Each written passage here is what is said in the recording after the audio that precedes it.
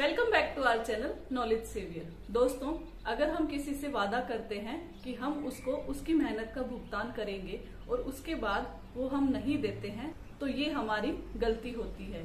तो हमें किसी के साथ इस तरीके से व्यवहार नहीं करना चाहिए। इसी पर आधारित है हमारी आज की कहानी। एक बार की बात है, राजा अकबर और बीरबल दोनों साथ साथ टहल रहे थे कि अचानक ही उन्हें एक झील दिखाई थी। उस झील में ठंड की वजह से पूरा पानी बर्फ में बदल चुका था। तो राजा अकबर ने बीरबल से कहा कि इतने ठंडे पानी में क्या कोई जा सकता है? तो बीरबल ने कहा कि राजा जी, सब हमारी तरह अमीर नहीं होते। कुछ लोगों की मजबूरियां भी होती है जिनके लिए वो ऐसा काम भी कर जाते हैं जो कि बहुत मुश्किल होता है।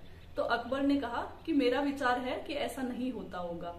बीरबल को उन्होंने कहा कि तुम कोई ऐसा व्यक्ति मेरे पास लेकर आओ, अगर तुम ऐसा कर दोगे तो मैं तुम्हें एक बड़ा इनाम दूंगा। बीरबल ने भी राजा की बात मान ली और उन्होंने एक गरीब व्यक्ति को ढूंढ ही लिया था जिसको पैसों की बहुत ज्यादा जरूरत थी और वो उस व्यक्ति को राजा अकबर के सामने लेकर आते हैं। राजा अकबर ने उस व्यक्ति से पूरी रात उस ठंडे पानी की झील में खड़े रहने का आदेश दिया। व्यक्ति ने भी वो बात मान ली और वो पूरी रात उस झील के पानी में खड़ा रहा। सैनिकों ने उनकी पहरेदारी भी की थी।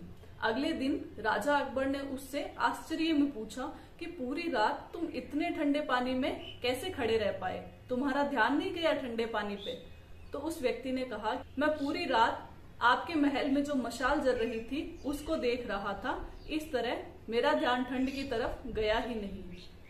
अकबर ने उसके साथ कुटिलता करते हुए कहा कि तुम तो पूरी रात मेरी मशाल को देख रहे थे, जिसकी वजह से तुम्हें कुछ तो तापमान मिला ही होगा, तो तुम्हें तो रात को ठंड लगी ही नहीं। तो इस तरीके से तुमने तो गलती की है। अब तुम्हें किसी प्रकार का कोई इनाम नहीं मिलेगा, तुम यहाँ से जा सकते हो। गरीब व्यक्ति दुखी होकर बीरबल के पास गया और उसे पूरी बात बताई। तो बीरबल ने उससे वादा किया कि वो उसे इसका इनाम जरूर दिलवाएंगे। अगले दिन राजसभा में राजा अकबर बीरबल का इंतजार कर रहे थे, लेकिन बीरबल काफी देर तक नहीं आया था। तो उन्होंने सैनिकों के साथ बुलावा भेजा। इस पर बीरबल ने यह कहलवाया कि मैं अपनी खिचड़ी पका रहा हूँ, जब तक वो खिचड़ी नहीं पक जाती मैं राजसभा में नहीं आ पाऊंगा।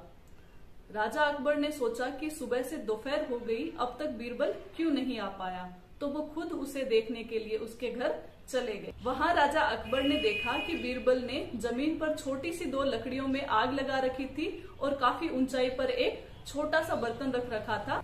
तो राजा अकबर ने बड़े ही आश्चर्य के साथ बीरबल से कहा कि तुम इतनी ऊंचाई पर खिचड़ी कैसे पका सकते हो? यहाँ तो छोटी सी आग है, इतनी कम आग इस खिचड़ी को कैसे पका पाएगी? तो बीरबल ने हंसते हुए कहा कि जब एक गरीब व्यक्ति दूर की मशाल को देखकर तापमान ले सकता है तो मेरी खिचड़ी तो पक ही सकती है।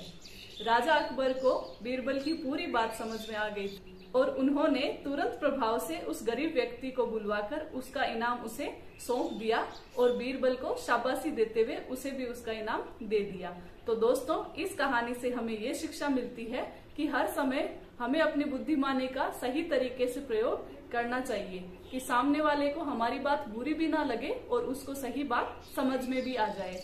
उम्मीद करती हूँ दोस्तों, आज की ये कहानी आपको जरूर पसंद आई होगी। इसी तरह नई नई कहानियों के साथ मैं आपसे रूबरू होती रहूंगी। तो सुनते रहिए नॉलेज सेवियर, कुछ अनकही अनसुनी कहानियां।